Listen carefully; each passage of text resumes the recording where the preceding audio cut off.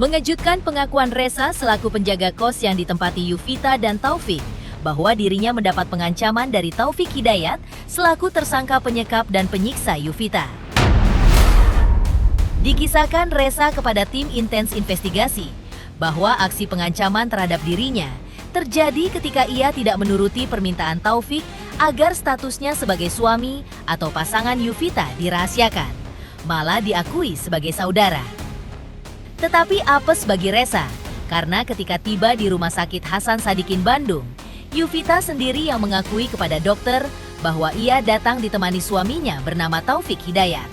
Hal itu ia buktikan dengan adanya tato di bagian dada sebelah kirinya yang juga bertuliskan Yuvita Love Taufik. Memang, Reza juga mengungkapkan yang sebenarnya kepada pihak dokter bahwa Yuvita datang ditemani Taufik selaku suaminya. Namun dengan jujur, Reza menerangkan bahwa ia tidak mau diakui sebagai suami. Kejadian berikutnya antara Reza dan Taufik terbilang menegangkan. Hingga Taufik bersama seorang temannya menenteng-tenteng golok menyambangi kos-kosan untuk mencari Reza. Seperti apa keterangan tak terduga dari tetangga kamar kos Taufik dan Yuvita? Seperti apa respon keluarga atas tertangkapnya Taufik Hidayat ditetapkan sebagai tersangka dan ditahan? Pemirsa, bersama Intens Investigasi, kami hadirkan kabar terkini, terpercaya, dan teraktual. Tetapi sebelumnya, jangan lupa untuk like, subscribe, dan juga share channel YouTube ini.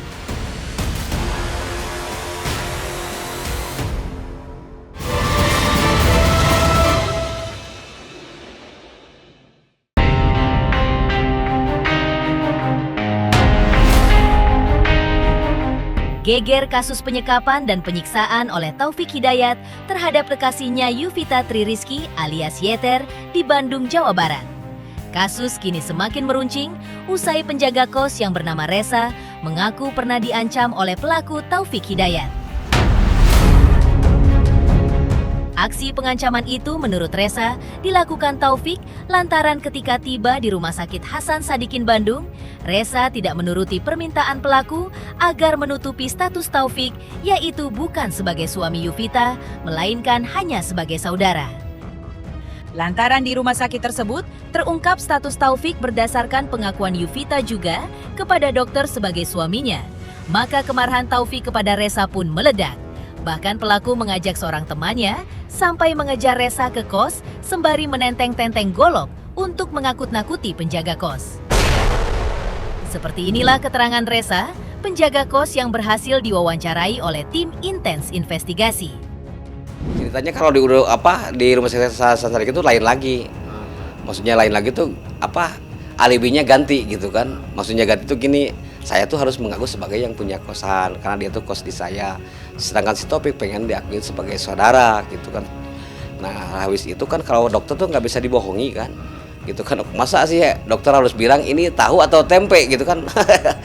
Dokter tuh kan lebih pintar ngerti kan, ada ahli forensik, ada spesialis, ada semuanya udah komplit gitu kan. Saya bilang isinya, Pak ini kenapa Pak gitu kan, pasien ini kenapa gitu kan. Ini saudara Bapak? Enggak, dia tuh dok yang kos di saya. Katanya jatuh dari kamar mandi. Dia, iya Pak, saya ngerti. Terus ini ke di sini sama siapa? Sama Bapak doang sendiri? Enggak. Itu ada saudaranya si Taufik lagi di perjalanan. Kata Yuvita, dia ke sini tuh sama suaminya. Gitu. Suaminya mana? Jadi gini Bu, ada suaminya sama itu lagi di perjalanan, cuman sekarang lagi menuju ke sini. Cuman sekarang tuh dia tuh anehnya nggak mau mengakui sebagai suami. Katanya kalau misalnya dia mengaku sebagai suami takutnya ribet katanya gitu ya, karena Bapak tuh isinya ngejelasin dia tuh si Taufik itu bahwa suami karena udah ada tatonya, percuma nggak bisa bohong gitu, ngapain kayak orang konyol lah gitu, gak waras. Itunya tuh si dokter tuh udah ada tertulis di sini tuh di sebelah kiri, kalau nggak salah sebelah kiri ada bertulisan Yuvita Love Taufik gitu kan. Jadi nggak bisa dibohongi lah, udah ada tulisan terus kan. Ya dokter tuh lebih pintar gitu kan, kayak gitu nggak bisa dibohongi. Tapi habis itu karena Bapak gak nurut atau nggak nurutin alibinya dia gitu kan. Nah pas si Taufik diinterogasi keluar tuh yang habis adu argumen lah di sana, sempat adu argumen di tempat sepi, kita sempat bukan berantem lah gitu ya adu argumen lah cuma gitu. Habis itu pas Bapak menghindar, kata takutnya bener dia bawa selfie beneran gitu kan, karena kita tuh punya anak ya, peduli sama anak, bukan takut sih, kalau misalnya mau berantem juga bukan nggak berani gitu kan. Cuman ingetlah nggak mau ada urusan dengan hukum, kita cuma menghindar bisanya gitu kan. Habis itu saya lari menyelamatkan diri gitu kan, terus si Topiknya sorenya nyusul ke sini gitu kan, nyusul bawa golok sama temennya, tahu siapa, cuman udah ada di polisi lah datanya gitu kan. Udah pas awal datang ke rumah sakit itu dia bilangnya gini, tenang om, kalau misalnya ada apa-apa di rumah sakit kita langsung door aja gitu kan.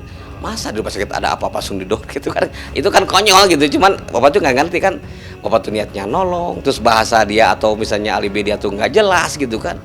Jadi ya aneh, kayak apa ngurusin orang nggak waras gitu kan. Kita tuh prihatin sama pasien tersebut atau sama istrinya si Topik gitu kan, si pelaku, ternyata dia tuh bukan ya nggak ada ikatan suami istri gitu. Makanya jadi ya aneh lah gitu kan, masa kayak gitu. Itu juga sih sebenarnya pas nyerang ke sini tuh saya masih ada di rumah sakit, belum pulang ke rumah orang tuh belum. Cuma si Topiknya keburu nyerang ke sini, disangkanya saya udah pulang di sini gitu ke kosan gitu. Sempat bawa golok tuh, ada tuh tempat bekas goloknya ada, bekas golok. Ada itu. Ya. Nah, ini bekas goloknya nih. Ini bekas goloknya nih. Ini satu. Nah, ini. Terus ini. Nah. Nyariin. Iya, nyari sambil ngancam kan. Sambil ngancam dua orang, sama katanya sama pihak polisi itu udah dikantongin lah, identitasnya udah dikantongin. Udah ada. Ya, ini itu. Nah, itu. Ya. Pakai golok, pakai golok. Berarti setelah dari rumah sakit itu langsung ke sini. Langsung ke sini nyari, nyusul. Resa penjaga kos juga mengungkap detik-detik ketika Yuvita Tri Rizky dibawa ke rumah sakit untuk dirawat. Reza mengaku kaget melihat kondisi wajah Yuvita di rumah sakit yang sangat parah dan bahkan begitu ngeri ketika melihatnya. Menurut pengakuan Reza, dirinya merasa ada yang janggal dengan sikap Taufik Hidayat karena ketika tiba di IGD Rumah Sakit Ujung Berung, Taufik Hidayat tidak mau menemani Yuvita di rumah sakit dan tidak mau mengaku sebagai kekasih ataupun suaminya. Bahkan ketika Yuvita dirujuk ke Rumah Sakit Hasan Sadikin Bandung, Taufik Hidayat juga tidak masuk menemui dokter. Bahkan ia mengingatkan kepada Resa penjaga kos agar ia mengakui Taufik sebagai keluarga, bukan sebagai suami. Pas mengantar ke rumah sakit, jadi dia tuh minta bantuan suruh ngantar ke rumah sakit. Isinya si Taufik itu minta bantuan berangkat dari rumah sakit dari kosan ke rumah sakit Ujung Berung tuh jam 7-an lah, berangkat ke rumah sakit Ujung Berung gitu kan. Habis itu nyampe UGD, yang anehnya tuh si Taufik tuh kan minta diantar, cuman yang harus namanya kan si Taufik harusnya sebagai suami, cuman yang jadi kejanggalannya tuh si Taufik tuh nggak mau mengaku sebagai suami gitu kan, Mbak. Jadi malah nyuruh gitu kan, nyuruh saya mengaku sebagai saudaranya, itu awal dari UGD Ujung Berung gitu kan. Terus habis itu pihak rumah sakit Ujung Berung kan nanya gini kan, Bapak sebagai apanya? Saya cuma saudaranya Bu. Terus kesininya sama siapa? Bapak doang sendiri atau gimana? Ada itu suaminya gitu kan di luar gitu kan. Pengennya sih si Topik itu diakuin sebagai saudara juga gitu, nggak mau diakui sebagai suami lah gitu kan. Pas nyampe ke rumah sakit Ujung Berung UGD, habis itu kan si pasien tuh kan nggak tahu pas berangkatan dari awal dari sini, nggak tahu keadaannya seperti apa. Cuman pas udah dibaut luka sama dokter tuh baru ketahuan wajah sama keadaannya tuh ya parah banget, memprihatinkan lah gitu, ngeri lah liatnya juga gitu. Nah habis itu kata dokter dari rumah sakit Ujung Berung tuh disuruh harusnya dibikin rujukan, harus mengarah ke rumah sakit Hasan Sadikin gitu. Udah curiga sih, cuman pas mau ngomong tuh nggak enak gitu kan, takutnya bener dia tuh suami istri. Saya kesana cuma nganter gitu kan, niatnya nolong lah, kasihan gitu kan. Nah pas di mobil tuh kan harus ngambil rujukan tuh waktu itu kan, akhirnya kita berangkat mengarah ke rumah sakit Hasan Sadikin. Nyampe UGD itu si Topik itu belum nyampe gitu kan, malah dia tuh ngikutin dari belakang. Harusnya kan yang lebih utama tuh kan suaminya gitu kan, yang ikut di mobil. Ini enggak, malah dia tuh ngikutin dari belakang gitu. Terus saya udah nyampe UGD Rumah Sakit Hasan Sadikin, nah si Topik itu baru perjalanan gitu kan, belum sampai gitu kan. Akhirnya kan saya, karena yang bawa surat-surat rujukan dari Rumah Sakit Ujung Berung, kita kasih surat-suratnya, isinya Bawa bilang ke Pak tugas rumah sakit Hasan Sadikin itu bahwa isinya ini ada runjukan suruh diarahin ke rumah sakit Hasan Sadikin gitu. Tak hanya itu, Resa penjaga kos juga mengungkap perilaku terbilang aneh dari Taufik Hidayat selama 3 bulan tinggal di rumah kos yang dijaganya. Ia memang tidak pernah mendengar suara jeritan dari kamar kosnya. Namun, penghuni kos termasuk dirinya seringkali mendengar suara benturan dari dalam kamar kos Taufik dan Yuvita. Resa selaku penjaga kos mengaku sudah menanyakan terkait suara benturan tersebut kepada Taufik. Tetapi, Taufik berdalih bahwa suara itu terjadi ketika ia memukul tembok saat lagi merasa pusing sebagai bentuk pelampiasan. Menurut kisah penjaga kos, seorang penghuni kos bernama Andi bahkan kerap menjadi sasaran sikap arogan dan amarah dari Taufik Hidayat. Sehingga Andi pun merasa tidak nyaman tinggal di kos tersebut dan terpaksa memilih pindah kos. Oh, saya di kosan. Jadi awalnya sih pas 1 bulan tuh dia di sini biasa aja gitu kan. Cuman kesininya tuh makin gak jelas, maksudnya gak jelas tuh kayak bikin masalah lah gitu kan. Arogan, ceritanya gini. Kalau misalnya ada orang lewat gak permisi dia marah gitu. Terus komplain kan ke bapak, komplain, "Om, itu kalau misalnya pas lewat tuh kalau lewat tuh gak permisi," katanya gitu kan. Bilangin, "Om, kalau misalnya si Om gak bisa bilangin, biarlah saya ngomong langsung sama orangnya." Kalau jeritan sih nggak ada, cuman suara benturan tembok aja gitu, kayak yang sering kedengaran tuh suara benturan tembok aja ke tembok gitu kan. Itu sekitar jam berapa kira-kira? Sering gitu, kadang jam sore gitu, kadang siang, kadang malam juga suka ada suara benturan tembok tuh. Sering terdengar suara benturan ke tembok kayak gitu. Nah, terus kan kita juga ada kecurigaan, nanya lah gitu kan sama si Topik tuh kan. P, karena pengen pakainya si P kan. P itu kalau misalnya ada suara benturan ke tembok tuh apa gitu, kenapa gitu kan. Dia sih beralasan katanya kalau misalnya lagi pusing gitu kan, kalau lagi boring tuh suka mukulin tembok lah, daripada dibuat sama orang lain mending ke tembok aja, katanya kayak gitu alasannya. Gak pernah selama di kosan tuh dia gak pernah bawa temen gitu kan. Di sini juga selama 3 bulan tuh yang bersangkutan si korban sama si pelaku tuh yang keluarnya si Topiknya doang, cuma si Topiknya doang gitu kan. Nanya nggak cewek kemana, istri kemana? Ya kita nanya gitu kan. Pas 1 bulan itu juga nggak salah kita tuh ngambil tindakan gitu kan. Gini kalau misalnya punya istri sakit, kita kan ya gimana ya, ada rasa takut juga gitu kan. Pertama belum ada buku nikahnya, surat-suratnya nggak lengkap, cuma KTP-nya doang gitu kan. Satu itu, keduanya terus jarang keluar gitu kan, walaupun sakit ya minimal ngejemur atau udah mandi kemana gitu kan, minimal kayak gitulah. Cuman ini kan selama di sini tuh nggak pernah kelihatan keluar gitu loh. Bukan karena kecurigaan, bukan nggak ambil tindakan. Pas 1 bulan di sini juga kita tuh selaku penjaga kosan kan punya aturan ya, dikasih aturan sama yang punya gitu kan. Kalau misalnya ada ke kosan ada yang mau ngkos, istilahnya suami istri, harus diminta buku nikahnya gitu kan. Sedangkan ini si Topik tuh ngejanjiin mulu, cuman sampai sekarang belum keterima itu buku nikahnya. Nah akhirnya kan kita teken kan, harus ada lah isinya kan. Nah si Topik tuh beralasan janji-janji mulu kalau misalnya pas pulang ke Nagreg, ke rumahnya, insya Allah katanya mau difotoin dikirimin lewat WhatsApp gitu kan. Cuman ya makin kesini itu malah nantang berantem gitu kan, isinya nggak jelas lah gitu ke bapak sendiri. Pas pulang kunjungan tuh kan dia kerja tuh sebagai leasing kan, di Adira kan sebagai leasing eksternal. Kalau pas pulang kunjungan pulangnya mabuk gitu kan, nggak jelas gitu kan. Kadang minta diantar ke sana lah gitu kan. Kadang misalnya dia tuh ya nggak jelas lah kayak gitulah, nggak arogan lah kayak gitu. Terus ada tuh tetangga yang kosnya yang sebelah kirinya tuh sampai pindah karena pernah ada keributan waktu itu kan, katanya ya pas itu aja, pas dia lagi nongkrong lewat gitu kan, nggak permisi. Nah suruh ngomong kan, "Om, kalau misalnya saya nggak ngehargain si Om, isinya udah dipukul lah," dia bilang, ngomongnya kayak gitu. Jangan gitu kan, kalau misalnya ada apa bilang aja gitu kan. Terus kesininya kita kasih tahu, diarahin gitu kan, kalau misalnya lewat ya harus permisi gitu, karena dia tuh kata-kata sampai pindah. Di sisi lain, tetangga kamar kos Taufik Hidayat dan Yuvita Tri Rizky bernama Doan juga mengaku bahwa dirinya tidak terlalu mengenal sosok korban Yuvita ataupun pelaku Taufik karena mereka rupanya jarang keluar kamar. Sebagai tetangga kamar, Doan juga mengaku sempat merasa curiga kepada pelaku Taufik karena sering mendengar adanya benturan di tembok dan pintu di dalam kamar kos milik korban Yuvita Tri Rizky. Bahkan tetangga kamar kos juga mengungkap bahwa pelaku Taufik Hidayat pernah melakukan dugaan pengancaman kepada penghuni tetangga kamar kos.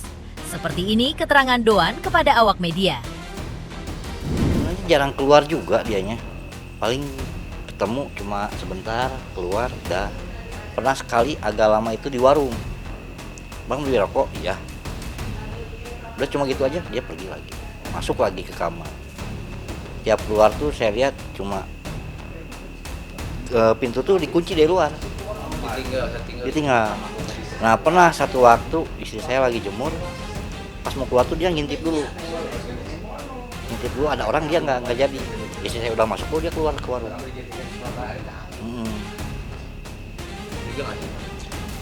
Kalau curiga sempat dulu pernah kuncinya ketinggal nih, ngegantung nggak ke bawah. Rasa pengen ngebuka ada, cuma kan saya baru nih di sini, baru 1 bulan waktu itu, belum lama lah. Muka katanya udah baik, ngejaga istrinya, suka ngasih makan istrinya tuh katanya buta matanya, oh mungkin nggak bisa ngeliat gitu kan. Udah nggak banyak pikiran lagi di situ. Cuman kalau masalah tembok, benturan tembok suka ada, apalagi pintu paling sering. Kan pintunya aluminium tuh, bunyinya pasti keras. Sebenarnya untuk satu kos ini jadi ngerasa terancam karena malam Selasa kemarin tuh dia sempat datang ke sini dan ngancam ada satu yang ngekos juga, kebetulan dia yang kerja di martabak, sempat diancam di depan. Sempat datang lagi berarti? Datang lagi itu. Ini bukan hal yang biasa gitu. Ini sangat luar biasa, kejadian luar biasa. Baru lihatlah kejadian kayak gini. Sangat tega, benar-benar tega, benar.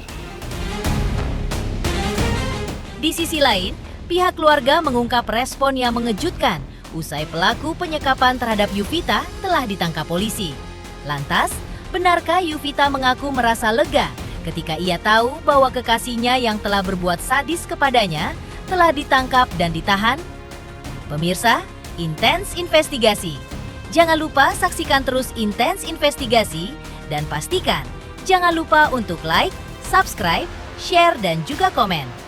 Tim redaksi Intens Investigasi juga mengucapkan banyak terima kasih kepada semua subscribers hingga channel Intens Investigasi kini menuju 4 juta subscribers.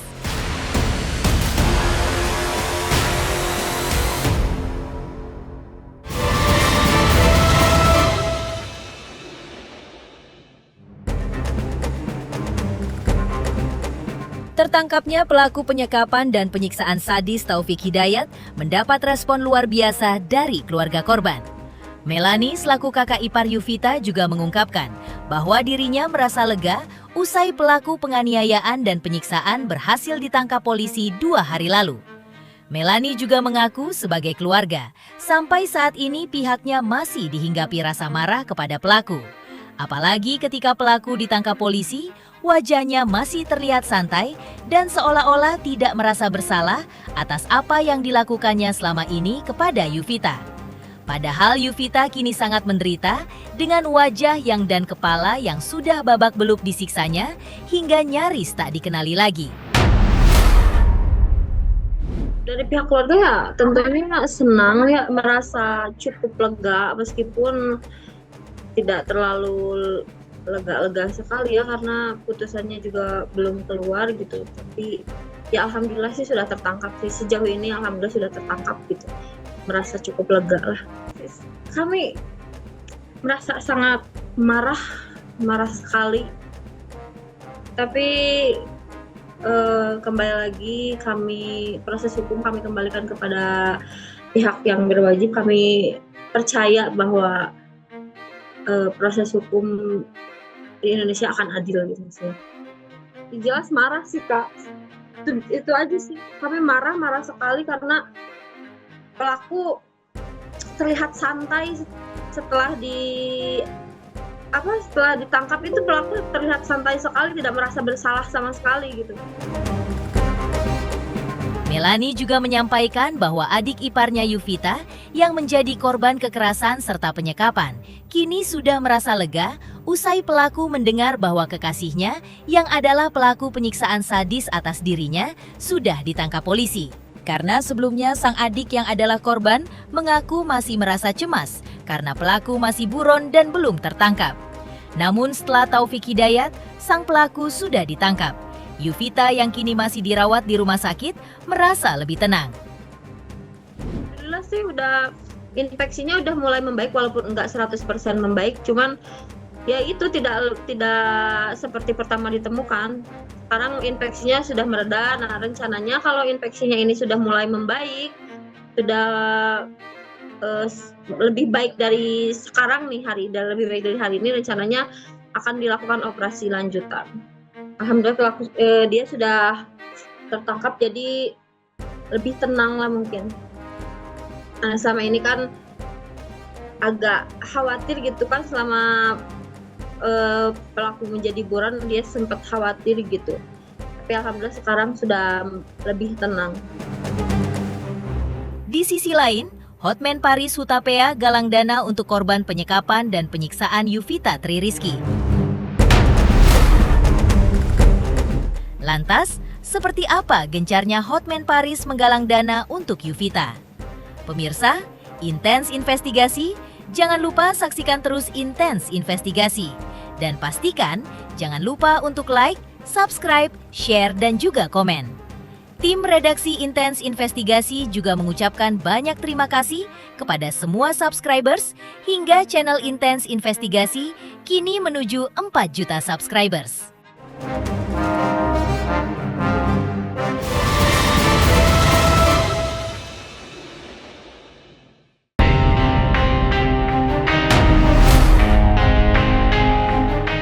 Mengawal kasus penyekapan dan penyiksaan sadis terhadap Yuvita Tri Rizky oleh kekasihnya Taufik Hidayat, praktisi hukum senior Hotman Paris Hutapea tak hanya turun tangan dari segi pendampingan hukum saja. Hotman Paris bahkan juga membuat menggalang dana bantuan bagi Yuvita Tri Rizky dari sesama rekan pengusahanya. Hal itu terlihat dari postingan di sosial media Hotman Paris baru-baru ini. Salam Hotman Paris, sumbangan masyarakat yang punya hati nurani terhadap korban yang disandra oleh pacarnya selama 3 tahun oleh si laki-laki brengsek sudah hampir 800 orang di buku tabungan Hotman. Dan yang paling membanggakan, yang menyumbang ini banyakan menyumbang, coba ada 1.000 perak, 3.000 perak, ada banyak yang 10.000. Bayangkan rakyat kecil yang berhati nurani. Ini mungkin ada yang tukang bakso, ada tukang, ya macam-macam lah, ada pegawai, ya sudah 800 orang yang nyumbang. Dan termasuk dari Konglo Tahir Bos Bayabada 500 juta, terus ada klien saya yang lain yang nggak mau disebutkan namanya 100 juta, yang lainnya adalah rakyat-rakyat yang kasih 5.000, kasih 10.000, tapi mereka adalah pahlawan yang berhati nurani. Ya, mereka siapkan waktu untuk menyetorkan uang ini. Para orang kaya lainnya kami masih menunggu. Ya, nanti saya pribadi yang akan menyerahkan uang ini ke si korban setelah dia keluar dari rumah sakit. Ya, tentu Anda jamin dong, ya, jamin dong kalau Hotman ya jamin nyampe. Ya, ini jadi. Ya, bayangkan ada yang 1.000 perak, ada yang 50.000 perak. Itu memang secara finansial tidak ada artinya, tapi secara kemanusiaan itu benar-benar membanggakan. Mari kita bersatu dalam keadaan goncang semuanya, ya. Oke? Ini dia duitnya nih. Pegawai bank, DPR, saya pernah minta DPR agar nyumbang masing-masing DPR. Dari DPR cukup 1 juta ada 1 orang, ya. DPRD terutama DPRD Bandung. Oke.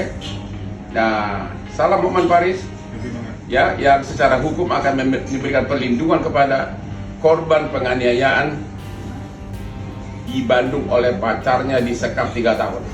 Salam Hotman 911. Pemirsa, Intens Investigasi, jangan lupa saksikan terus Intens Investigasi. Dan pastikan jangan lupa untuk like, subscribe, share, dan juga komen.